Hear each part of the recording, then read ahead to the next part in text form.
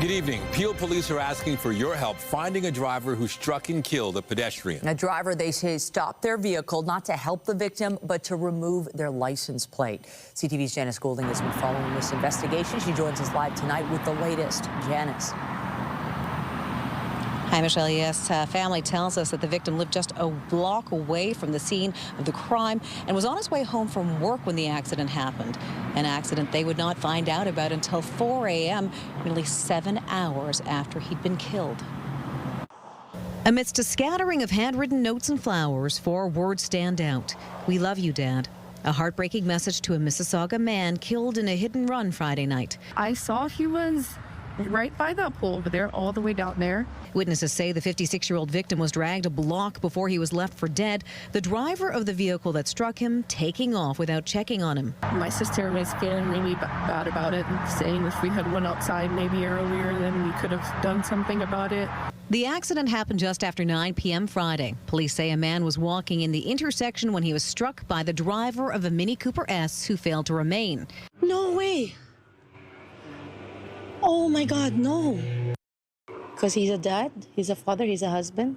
While they didn't want to appear on camera today, family members have identified the victim as Santosh Kumar Patra. On a GoFundMe page fundraiser, his daughter describes Patra as a family-oriented, kind man who loved sharing stories, adding, "The grief of losing him in such a manner is shocking, and we are struggling to process this heavy loss." Meanwhile, Peel police say they've uncovered new surveillance video that shows moments after the crash, that person stopping the vehicle, getting out, and taking his rear plate off and concealing it in the trunk before fleeing the area. It's really bad. I mean, I don't know what kind of person he is, but lots of things going on lately in the city. Obviously, it's not right. I mean, she knows he's done something wrong and he's trying to conceal himself. That means that not only was he not sorry for what he did, he knew what he did and tried to run away from it because he really didn't care. Police say the suspect vehicle sustained substantial damage to the front passenger side and the hood and windshield area. Now, I should note that the accident took place here in the intersection of Fallingbrook and Eglinton in Mississauga. Police are now urging the suspect in this case to find a lawyer and turn themselves in, saying it is just a matter of time before they're caught. Reporting live, I'm Janice Golding. Now back to Nathan. Thank you, Janice. And still in Mississauga, one person was taken to hospital following a collision earlier today. It happened on 3rd Street near Cawthra and Lakeshore Road shortly before 12:30. Paramedics say one person was taken to hospital with minor injuries, and the cause of the crash is still under investigation. Just ahead on CTV News at 6, should impaired drivers who kill a parent be forced to pay ongoing child support to the victim's child? It's an idea the province says it's going to explore. We'll give you the details in minutes. But first, we take a look at the forecast. Partly cloudy on this Tuesday evening, definitely getting chilly overnight, but the wind isn't as biting as it was yesterday. Our skyline looking gorgeous tonight. Lindsay Morrison is here with the specifics. Lindsay. Yeah, Michelle, you're absolutely right. Not as much of a wind chill factor this evening, maybe somewhat through the overnight hours, and then the next couple of days are looking pretty good. It is 4 degrees this hour at Pearson Airport, 3 in Hamilton and Niagara Falls, 0 in Barrie, and the temperature, it just feels a little bit cooler than that once you do take these winds into consideration. But look at the difference compared to yesterday. These are very light, breezy winds, nothing like the powerful gusts we had yesterday and the day before. A little bit of cloud at this hour. We've had some active weather across extreme southwest Ontario. That's not going to impact us here in the GTA. In fact, it's looking like a quiet overnight with partly cloudy skies and a low of -1. There's a sneak peek at tomorrow. We're going to take you through the forecast coming up. For now, Michelle, back to you. Thanks, Lindsay. To Queen's Park next, where final debate is underway on a controversial education bill. That bill would give the province more control over school boards, but critics are concerned about how the bill is being fast-tracked. CTV's Queen's Park Bureau Chief Siobhan Morris is live tonight with more. Siobhan. Well, the debate has just wrapped up, actually, Nathan, and so we have heard from critics here at Queen's Park, from educators and parents as well, and they see this as a power grab that won't fix what's wrong in the education system. I recognize the member. This is the last round of debate on the controversial Bill 33. They think they can ram it through under the cover of darkness with very little debate. Something opposition parties say has been a pattern. The concentration of power at Queen's Park and the erosion of local democratic voices. The bill fast-tracked, skipping over committee hearings and protracted debate. Educators say it's a sign. There's something wrong here. There's something nasty taking place. The legislation forces boards to take on school resource programs if their local police service offers one, and make it easier for the Minister of Education to take the reins of boards, something Paul Calandra has already done 5 times. The ministry needs to have more authority to step into school boards that have gone off the rails. We have more than enough examples of that. While Calandra insists he doesn't have any immediate takeover plans when the bill passes, he is keeping an eye on the Near North District School Board. I don't think the minister should have to wait till the board is completely falling apart before he or she steps in. Educators insist Bill 33 isn't about helping kids. It is about silencing parents and local communities who know our schools best. Bill 33 is a distraction from the conditions that exist in our schools today. Conditions that can be rough for teachers and students. Chronic underfunding, a crisis in understaffing, overcrowded classrooms, and workers and students facing daily violence with too few supports. Democratically elected trustees feel shut out of the conversation. We've been replaced by a single supervisor, someone with no experience in education, someone who certainly has never stepped foot into our schools. Calandra is in the middle of a rethink of education governance, including potentially getting rid of trustees altogether. Decisions are going to be made in downtown Toronto and not in your communities and not by anyone who is accountable to the voters of this province. The education minister plans to make a call by the end of the year. The third and final vote on Bill 33 will happen just after question period tomorrow morning. With the Ford government's majority, it will easily pass and could be law in just a matter of days. Reporting live from Queen's Park, I'm Siobhan Morris. Nathan, back to you. Thank you, Siobhan. The province is floating the idea of making impaired drivers pay child support if they're found responsible for the death of a child's parent or guardian. Similar legislation exists in Texas, and now the Ford government says it's exploring the idea for Ontario. CTV's Beth McDonnell reports. Morning, sir. How you doing? In Ontario, in 2021, 182 people died because of impaired driving, and today it's still the leading cause of death on the province's roads. The victims, quite frankly, the children who are left behind, can be more protected. The Ford government is working on new measures that would require impaired drivers to pay child support if a child's parent or guardian is killed. We're going to talk to the justice partners, talk to the federal government, talk to other jurisdictions, and we're going to find what's going to work best, and then we will take action on it. The government says it's looking for ways to ease the burden from impaired driving tragedies and provide financial stability for children left behind. If they can get it into law that this is an automatic thing if you're convicted for impaired driving causing death, then there's not a whole process to go through. That just becomes part of the penalty.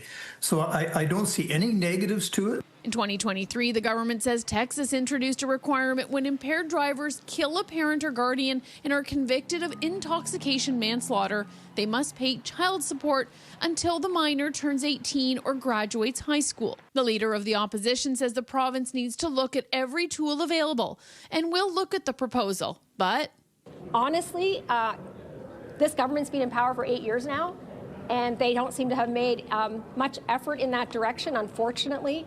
I don't think, for example, that deciding to put booze in gas stations is probably the right approach to curbing drinking and driving. We're seeing way too frequently individuals who are causing carnage in Ontario, and we're seeing children, we see reporters report on it, and it's a tragedy, and it's something that we can do something about. The plan is to examine the Texas example and others in the hopes of making impaired drivers more accountable. Beth McDonnell, CTV News. Still to come tonight, warnings over rising emissions in the GTHA. Why our reliance on one form of energy may be undermining efforts to cut carbon emissions. That story is just ahead.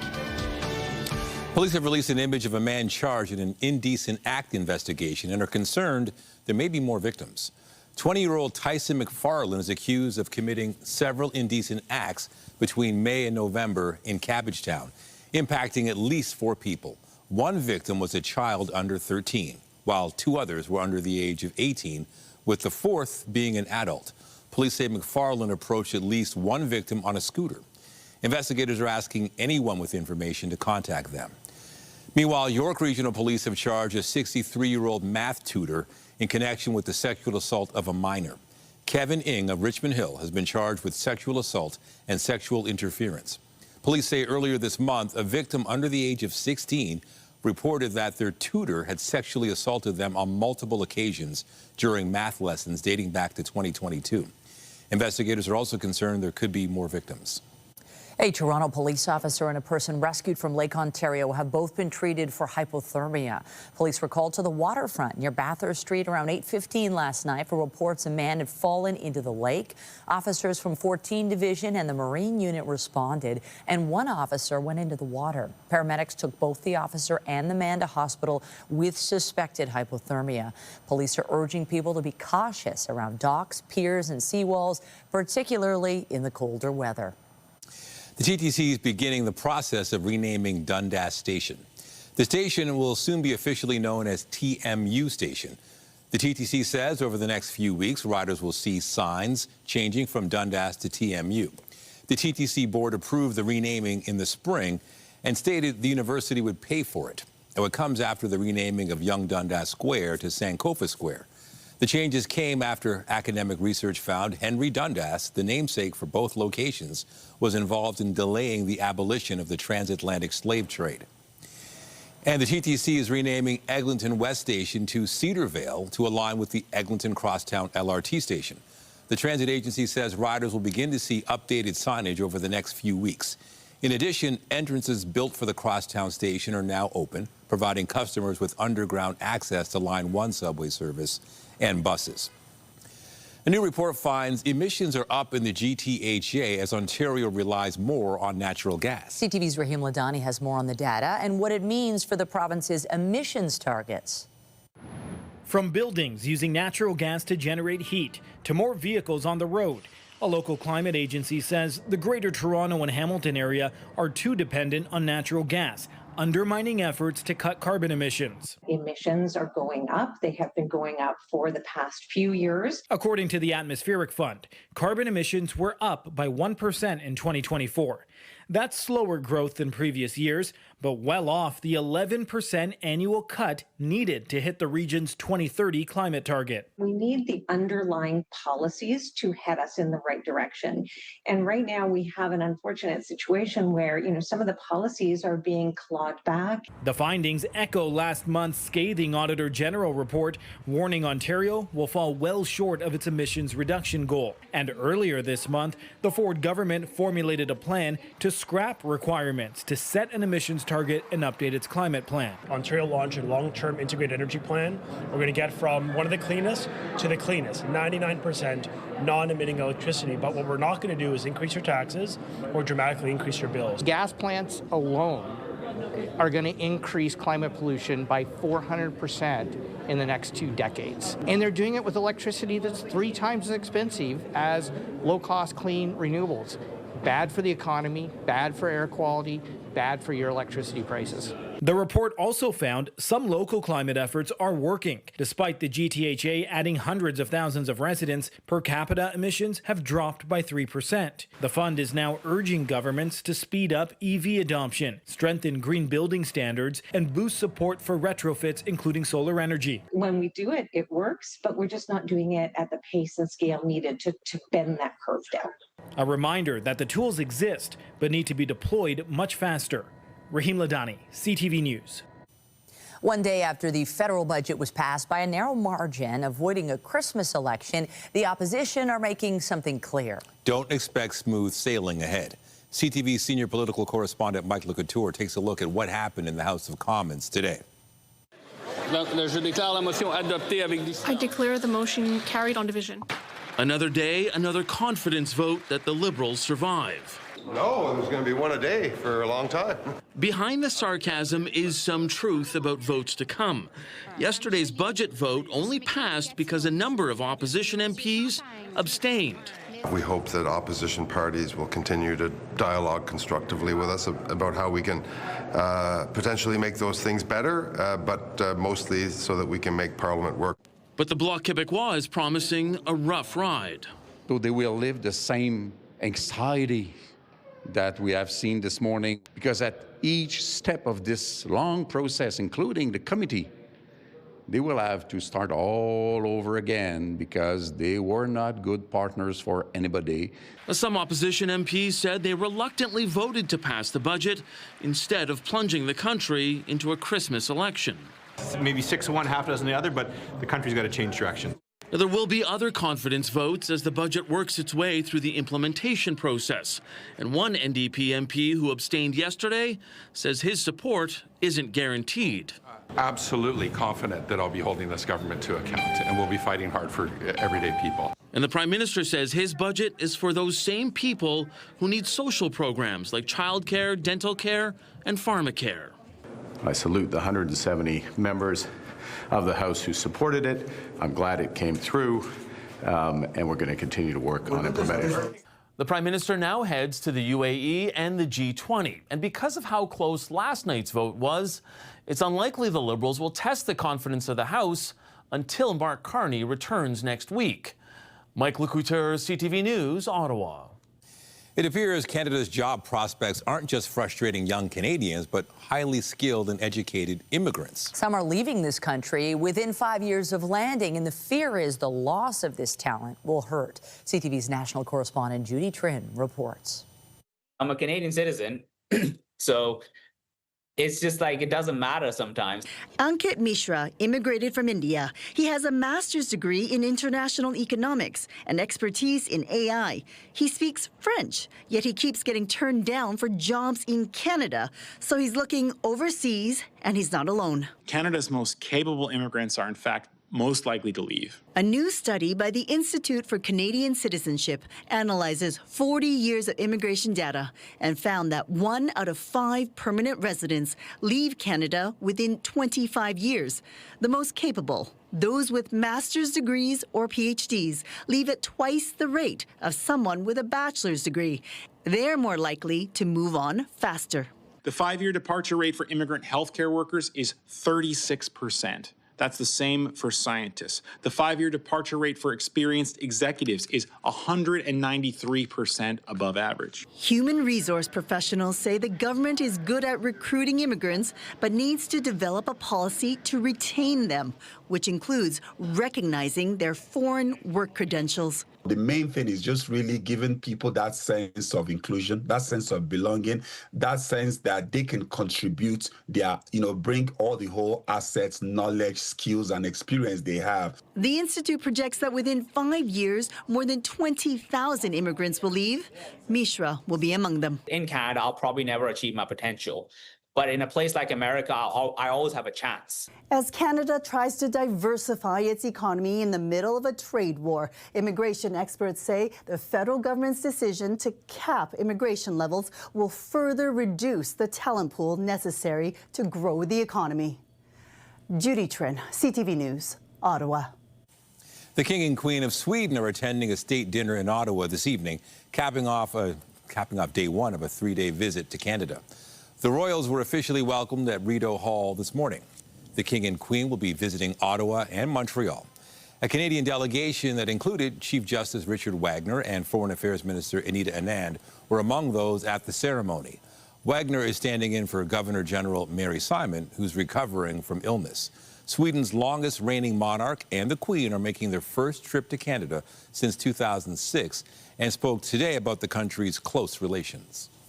Canada and Sweden are experiencing long momentum across areas such as defense, trade, science, climate, and energy.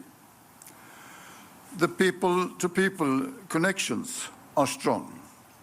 Some 300,000 Canadians have Swedish roots.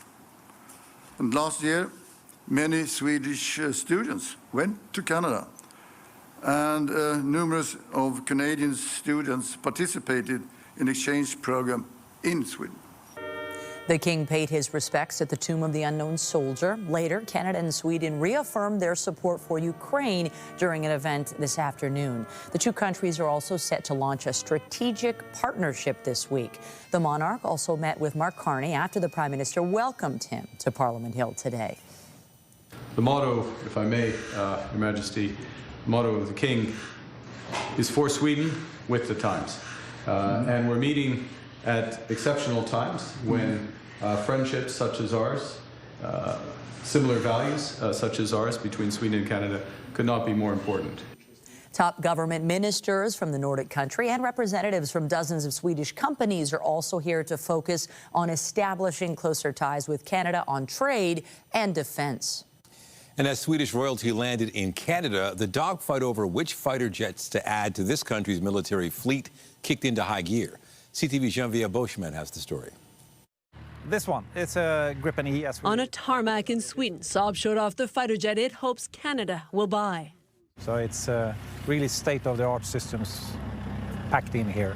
Part of the company's sales pitch is that the Gripen is perfectly suited to protect the Arctic. What we designed the system for is actually to be able to withstand the extreme max in terms of cold, so minus 40, minus 45. We should be able to land on a road on full packed with ice, be able to turn around in 10 minutes. As the battle of the fighter jets revved up, Saab also suggested Gripens could be assembled on Canadian soil, creating, it says, 10,000 manufacturing and research jobs. But some Canadian contractors say a deal with Saab could also cost jobs. LH3 Harrison, Quebec is aiming to set up a maintenance hub for the F-35. Here we're talking about preserving the jobs of 1,600 Canadians today, the creation of an additional 5,000 jobs for the F-35. In 2023, Canada agreed to buy 16 stealth fighters built by U.S.-based Lockheed Martin, with an option to scale up to 88. But Ottawa is reviewing the deal in the middle of a trade war. Industry Minister Mélanie Joly said today Gripen's job offer is interesting. I don't believe that we've had enough jobs created and industrial benefits done out of the F-35. But Lockheed Martin says about 30 Canadian companies are currently involved in the F-35 supply chain, and that it expects to produce over $15.5 billion in industrial value for Canada, with projects since 2007 and spanning through 2058. Analysts say Canada faces a tough choice. There's a lot of value to the F-35 contract, as the armed forces have said in the past. It is a fully integrated aircraft. It's the most advanced fighter that we have in the Western world. The question you have to ask yourself is that aircraft overkill for Canada? This is how you refuel an aircraft. Saab hopes an assembled in Canada Gripen will fly. I mean, there's no secret. Canada has a very skilled workforce. For Canada, it's a high-stakes decision, and the results will be measured in years to come. Geneviève Beauchemin, CTV News, Stockholm. In Washington, the Senate has approved a measure to force the Justice Department to release its files on Jeffrey Epstein. The decision followed the House of Representatives voting overwhelmingly in favor of the bill hours earlier. And I want every woman to know, every Epstein survivor to know, every woman across the country who is a survivor, who is a victim of assault, that today we see you. The bill passed 427 to 1 in the House. The only no vote was from Representative Clay Higgins, a Louisiana Republican. Moments after the result, Senate Majority Leader John Thune said his chamber will act swiftly on the legislation. The next step would be for U.S. President Donald Trump to sign the bill into law. He has signaled he will do that after initially urging his supporters to dismiss the matter as a hoax. Epstein was accused of sexually abusing and trafficking underage girls. Emails and other documents from the late financier's estate show his connections to global leaders, Wall Street power brokers, and influential political figures, including Trump. Here in this country, the definition of Canadian content has changed. The new definition will continue to determine whether something receives the CanCon classification based on the number of Canadians occupying key creative positions in a production. But it will now also include jobs like showrunner, special effects director, and head of costuming. The CRTC says those roles must be staffed by humans, not AI. Productions can also earn bonus points for cultural elements. CanCon applies to both traditional media and online streaming services.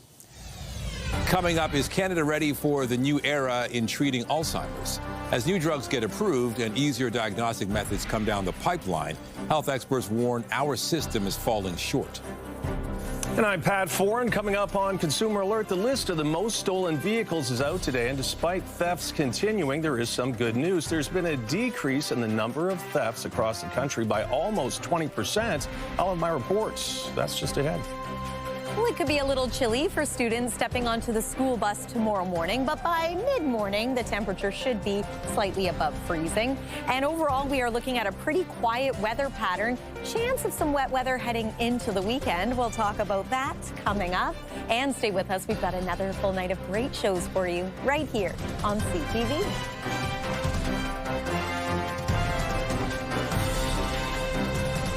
When you see it happen, send it to CTV News.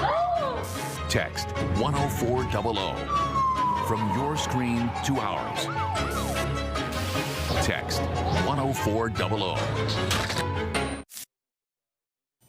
The annual list of the most stolen vehicles in Canada was released today. And while auto theft is on the decline, the cost to insurance companies is still massive. According to Equity Association, even though there's been a reduction in thefts, losses still top $1 billion annually in insurance claims.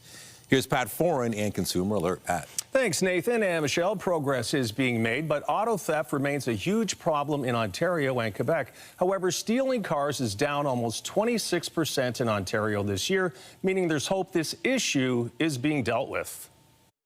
No one wants to have their vehicle stolen. The headaches with replacing it, the expense, dealing with police and insurance is a major hassle. I went out of the house.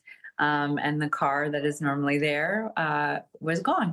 Rebecca Cuthbertson of Stratford was visiting family in Toronto when her car was stolen last night. It was found in a school parking lot this morning, likely waiting there to be scooped up by thieves. It does feel like a violation. Just that she's got her back window smashed, and I'm not allowed to touch the car, go into it. It's been taken for fingerprinting. Cuthbertson's 2019 Honda Civic is one of the most stolen cars in Canada. Topping the list nationally is the Toyota RAV4, a favorite for thieves worldwide. It's very serviceable globally. It's a good utility vehicle, meaning it can be used in a variety of terrains and jurisdictions. In Ontario, the Honda CR-V is the most stolen vehicle, followed by the Dodge Ram 1500 series, Honda Civic, Jeep Wrangler, and Ford F-150 series. Rounding out the top 10, the Toyota Tundra, Lexus RX, the RAV4, Toyota Highlander, and Land Rover Range Rover series. Even though the auto insurance industry lost $1 billion to auto theft last year, investigators say at least when it comes to stealing cars, the trend is going down and not up. There was an overall decrease in auto theft across Canada of 19%, but in the first half of this year, auto thefts in Ontario were down by almost 26%. We're not out of the woods yet, but definitely continuing doing what we're doing and combating this vehicle crime to make Canadians safe. As for Cuthbertson, she refers to her car as Grace and can't wait to get her back. I'm glad they found her. It's going to be a few days before I can have access to her again. I am very happy she's been found. And as police crack down on auto theft, criminals want more expensive vehicles to steal to keep their illegal profits up. Police say thefts of luxury cars worth more than $200,000 have spiked by almost 50%. On your side, I'm Pat Foran. If you have a consumer story idea, email us at alert@ctv.ca. All right, let's talk about the forecast, and maybe now is a good time to put up some Christmas decorations. Weather seems to be decent.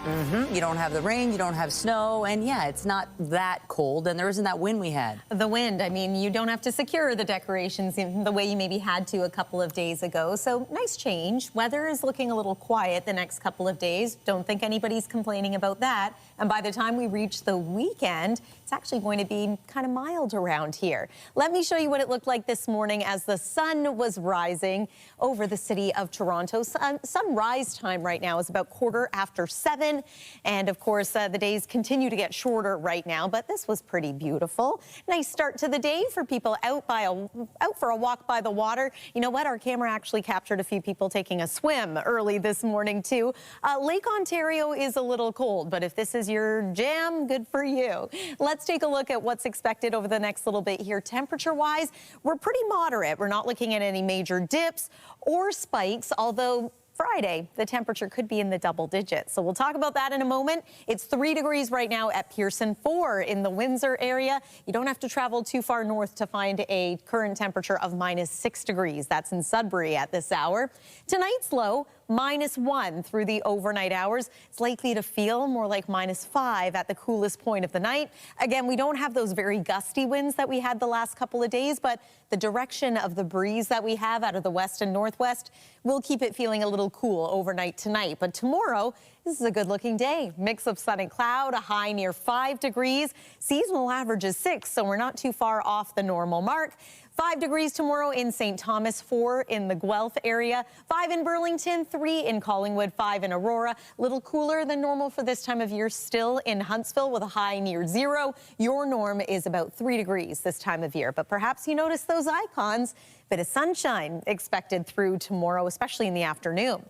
We've been watching some wet weather across extreme southwest Ontario. This is not a concern for us here in the GTA. There's a low pressure system that is staying well to the south of us.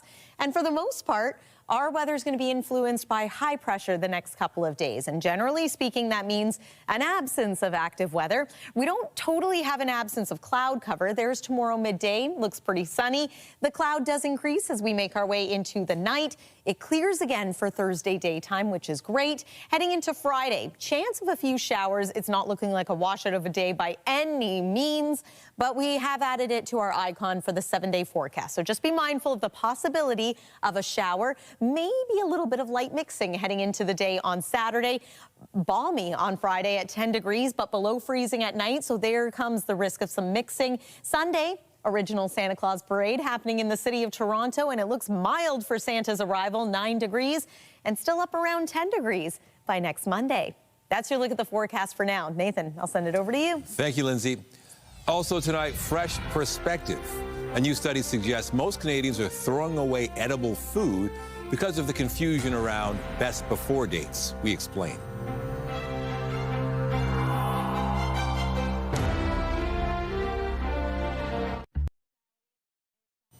Canada is on the verge of a new era in treating Alzheimer's disease with new medications on the horizon. But as our health reporter Pauline Chan tells us, experts are worried our system isn't prepared to handle the changes. Last month, Health Canada gave approval for the first disease-modifying drug for Alzheimer's, lecanemab. There's another in for approval, and so for the first time ever in Canada, we have some potential of disease-modifying therapies for people facing early Alzheimer's disease. But provincial funding for the drug has yet to be settled, and there's another key roadblock to patients getting it. It's only useful for those in early stages of Alzheimer's, and you need a formal diagnosis. Getting a diagnosis early in the disease progression is actually very challenging right now. Most people show up at primary care when the disease has progressed actually quite significantly. It's when it becomes a problem in people's daily life. He's just tired. He works a lot. When Lee Laforet's husband was seeking a diagnosis for his forgetfulness and confusion in 2016, they faced a lot of resistance. They call it the longest goodbye for a reason. Because every day when you wake up, you don't know what you're going to get. We got the testing done, but we didn't know the results for 6 months because we couldn't get to see a neurologist. Dr. Jaspreet Bangu says not only is there a shortage of knowledgeable family physicians, but new diagnostic methods on the horizon will mean an even greater need for specialists in the near future. To detect amyloid via a blood test. It's a very exciting field that we're hoping will start to blossom and provide better access for patients in the next 5 to 10 years. Right now, PET scans are the gold standard for diagnosis. It's quite expensive, and there's not very many PET scanners. We only have about 40 in all of Canada. What's going to be important, though, is if patients don't have a way to access a provider, if we don't have enough providers who understand the symptoms and understand when to use the test, and then if we don't have enough specialists on the other end to provide the extra testing necessary, then we're going to have the bottlenecks we see now. Dr. Bangu says right now, from testing to treatment can take 1.5 to 3 years, and that is precious time for families dealing with dementia. Pauline Chan, CTV News. Foreign-trained doctors and opposition MPPs are speaking out against a new policy which they say adds to the healthcare crisis in Ontario. it will delay and reduce the number of family doctors entering our system at a time when every community is pleading for help. Last month, the province announced international medical graduates must complete at least 2 years of Ontario high school in order to be eligible for the first residency match round. Those who do not are moved to a second round, which includes applicants trained in Canada and overseas. A new study on food waste reveals that confusion over best before dates is leading to good food being thrown out.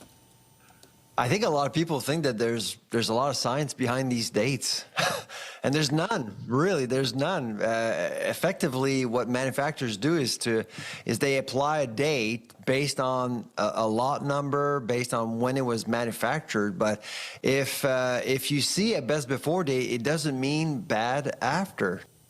The study from Dalhousie's Agri-Food Analytics Lab, which was commissioned by Too Good to Go, finds 70% of Canadians understand what best before dates mean.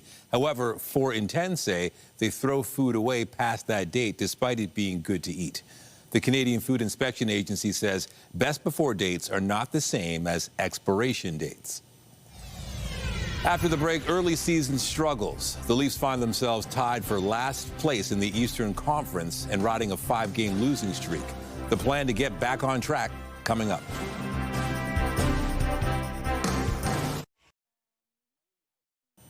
A big North American retailer reported earnings today and missed the mark. That is triggering concerns about the upcoming holiday shopping season. BNN Bloomberg's Morella Fernandez has more. Home Depot not only missed the mark, but also cut its profit outlook for 2025. The home improvement retailer says it expected a sales boost from lower interest rates, but that didn't happen. And it has lost out on storm revenue.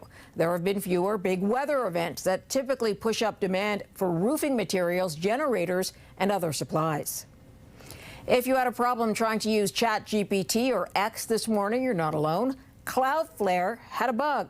The company provides internet security to about 20% of all the websites in the world. Cloudflare says the issue has been resolved. And all eyes will be on NVIDIA tomorrow. The technology company will report earnings after the end of the trading day. Tech stocks have been dragged down by investor concerns. They worry about a return on AI revenue. Because NVIDIA is a major weight on the markets, its results have a significant ripple effect. Here are the closing numbers for the day. The Canadian dollar is up to 71.53. West Texas Intermediate crude is up to 60.67. Western Canadian Select is down over $1 to 47.33. And the TSX is down 39 points today to 30,036. Those are your business headlines. I'm Morella Fernandez. The Business Report is brought to you by Canadian Western Bank, the bank built for business. The Maple Leafs are not off to a great start this season, and it's not just fans who've noticed. The team's general manager says the team is performing below expectations, and he takes responsibility for how they're playing. CTV's Sean Leathong has more. On a team with Stanley Cup aspirations, the Leafs have more losses than wins. And on the day of their 20th game of the season, the general manager is putting the blame in one place. We're not where we want to be or we're where we envision to be. Obviously, we've underperformed to this point, and I take full responsibility. The Leafs' current record is 8 wins, 9 losses, and 2 overtime losses. They're tied with Buffalo for last in the Atlantic Division, and they're without a win in their last 5 games. And Treliving says he hasn't liked the team's identity thus far. I think there's been too much vanilla with our team. Treliving says he has belief in coach Craig Berube, and while both the GM and coach admit the effort has been lacking at times, Berube says he's seeing that turn a corner. We all want effort, right? That's very important, and there's been times where it's lacking for sure. I haven't seen that lately. Going in the right direction, but lacking results, as both say there won't be major changes to the team, so the players have to battle through adversity. The good thing about adversity is, there's a chance to climb out of it and come through and see the other side. So that's what we need here. there are also injuries. Captain Austin Matthews is out, as is goalie Anthony Stolars, along with defenseman Chris Tanev and center Nicholas Roy. And while the Leafs are affected by those key injuries, it's also created opportunity for some younger players to prove themselves in the NHL. While 20-year-old Easton Cowan will continue to see ice with the Leafs, 23-year-old Jacob Quinlan will make his season debut against the St. Louis Blues tonight. Yeah, just try to focus on what I can do and, what I can do to help the team win. I feel confident, scoring a lot in practice, so eventually they're going to start going in, but just got to stay positive. Staying positive, staying patient, and finding their identity. A difficult place to be, but a lot of time to turn it around. Sean Leathong, CTV News. The PWHL's third season kicks off today or Friday, and today the league outlined a couple more changes as fans and players get ready for another thrilling year on the ice. This season we have two rule changes, but probably a little bit less significant than the on-ice rule changes. So adding the team's third goaltender that can be put into a game, as well as the removal of the coach's challenge for a full video review by the PWHL Central Situation Room. Training camps are continuing, and the league is expecting final rosters to be submitted tomorrow. Officials say the trade deadline this season will be March 30th, and the playoff format will stay the same. The Toronto Scepter's first game is Friday when they visit Minnesota. Their first home game is November 29th versus Boston. The 2026 Winter Games are quickly approaching, and we now know what Canadian athletes will be wearing in Milano Cortina.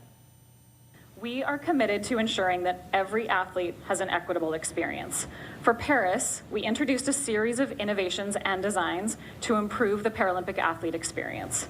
And for this Games, we've expanded our work with Paralympians to develop our most inclusive collection yet. The Canadian Olympic and Paralympic committees revealed the athlete kits for Team Canada today alongside official outfitter Lululemon. The Winter Games run from February 6th to the 22nd, with the Paralympics happening from March 6th to the 15th. 10% of sales from all items support the Canadian Olympic and Paralympic Foundations of Canada. It was a party 12 years in the making. Regina was awash in green today as the city celebrated its first Grey Cup victory since 2013. Vehicles from the Canadian Armed Forces ferried the champs along the Green Mile as hundreds of fans lined the parade route. It ended with a rally at the Saskatchewan Legislative Building, where fans were promised Sunday's win is only the beginning. The Riders defeated the Montreal Alouettes 25-17 in the championship game. It was Saskatchewan's fifth Grey Cup in franchise history.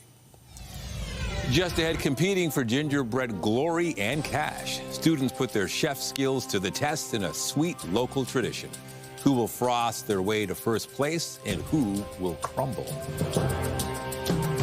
Get Toronto's top stories, breaking news alerts, and watch live. Download the CTV News app.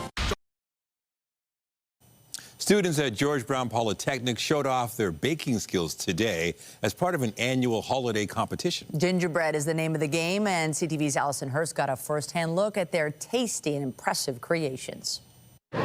These gingerbread houses, based on students' favorite movies or books, were hardly a piece of cake. Almost 105 pieces, not including the royal icing that I did separately. Doreen Yazzie created a home based on the one in Charles Dickens' The Christmas Carol, wanting to capture the warmth of the holidays. There were times, I made it and I was like, oh no, it's not coming together. Okay, another time. So yes, I've written like 72 hours, but that's definitely more than that. Every part of each of these 33 submissions had to be edible, except the lights. Carrot legs themselves are pretzels that I cut down. Holly Schlamm's inspiration for Gusteau's from the movie Ratatouille came from her 3 months spent working at a 2-star Michelin restaurant in France. I worked at the restaurant where Gusteau's was inspired.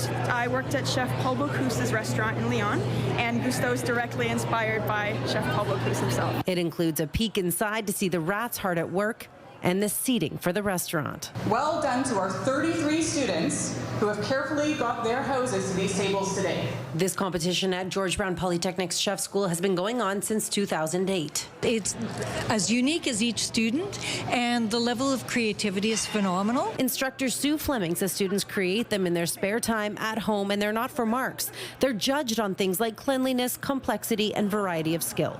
The winner takes home a $2,000 prize. It really adds something to the college vibe. It's a wonderful opportunity, and I appreciate them stepping up. Students don't make these in a snap. It took me 5 days to put together, but I've been thinking about it for a month maybe. Juana Guillo created the home from Encanto. I'm Colombian, and as soon as I watched the movie, it was like a no-brainer. I knew I had to do that one. I love the colors, the flowers. It just represents really well where I'm from. The winning submission was Quinn Herndon's Grand Budapest Hotel. The front is like the main story, what the hotel looks like in the main plot, and then the other side is the version of the hotel, like in the modern day, like when the story's being told. With each tiny window carefully outlined. I fell in love with the hotel and the artistry of the people who made this. Artistry certainly on display here too, proving these students don't crumble under the pressure.